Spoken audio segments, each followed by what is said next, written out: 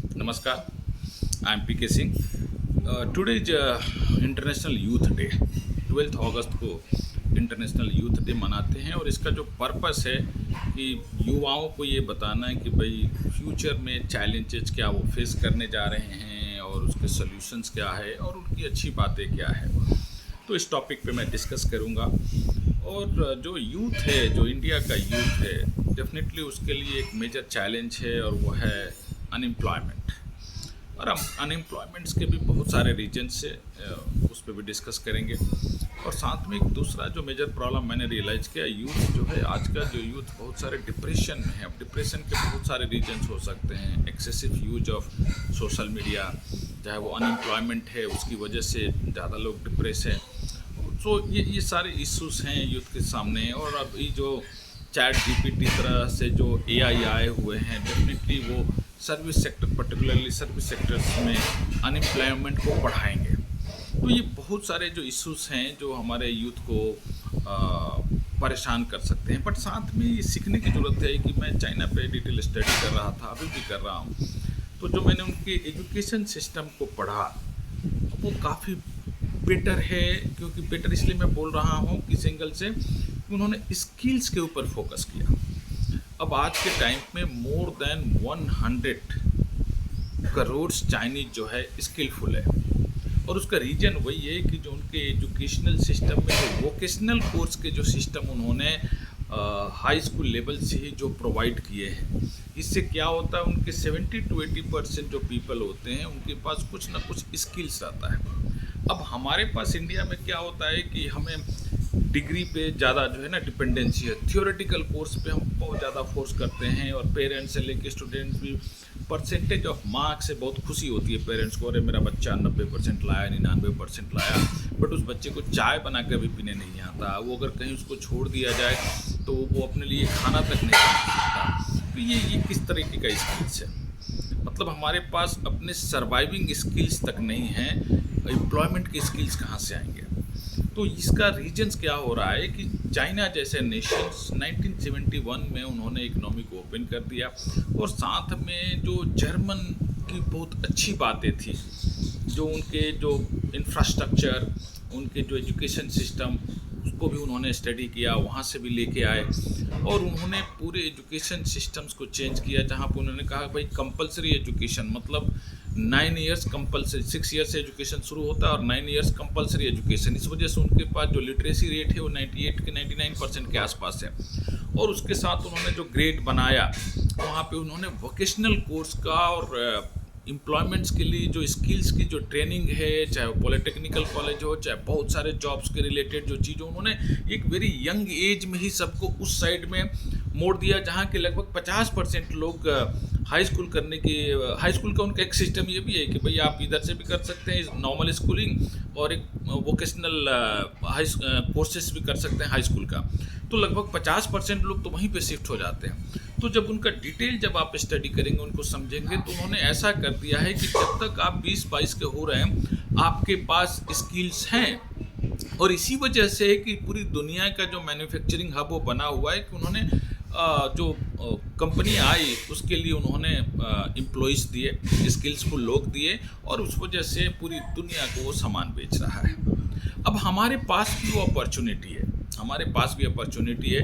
Because जैसा आपको पता होगा कि चाइना और यूएस में बेसिकली द फाइट है, और यूएस जो अपने कॉरपोरेट को इनडायरेक्टली प्रेशराइज कर रहा है कि भाई आप वहाँ से निकलो। अब वहाँ से निकलेंगे तो कहाँ जाएंगे? वो फर्स्ट प्रेफरेंस तो उनका इंडिया है, फर्स्ट प्रेफरेंस इंडिया है, क्योंकि हमारे पास जो पॉपुलेशन है वो पॉपुलेशन से वो सामान को बनाएंगे भी और बेचेंगे भी। और हमारे पास भी उनको लगता है कि भाई स्किल्स पे हम फोकस कर रहे हैं, उतना नहीं कर रहे हैं जो करना चाहिए। जितना चाइना किया उतना हम नहीं कर रहे हैं, हम थ्योरेटिकल कोर्स पे ज़्यादा फोकस कर रहे हैं। हमारा जो माइंड सेट हो गया है थोड़ा डिफरेंट हो गया है। हमें लगता है कि हम 80-90% मार्क्स लेके आएंगे, तो रट्टा विद्या के ज़्यादा यूज कर रहे हैं, बाय हार्ट कर रहे हैं चीज़ों को।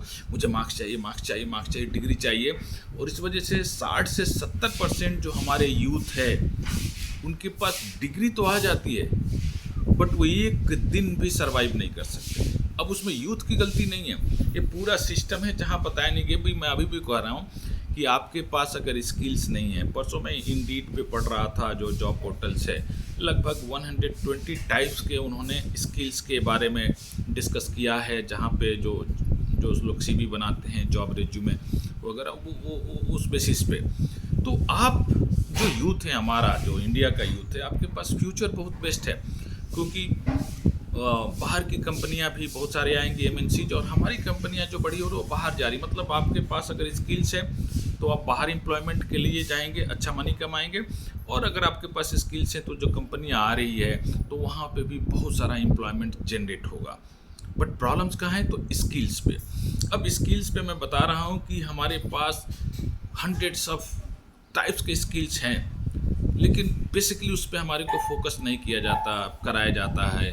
स्किल डेवलपमेंट्स के गवर्नमेंट ने प्रोग्राम शुरू किए थे, कई जगह कुछ चीज़ें होता है, और मैक्सिमम जो है हमारा माइंडसेट क्या हो गया ना, सर्टिफिकेट सर्टिफिकेट। अरे भाई, सर्टिफिकेट का क्या करोगे? आपके पास स्किल्स नहीं है तो सर्टिफिकेट का कोई यूज नहीं है, और स्किल्स हैं तो बिना सर्टिफिकेट लिए आप इंडस्ट्री डाल सकते हो। आप जब देखोगे तो इस कंट्री को कौन चला रहा है? कंट्री को तो बिजनेसमैन नहीं चला रहे हैं। क्यों?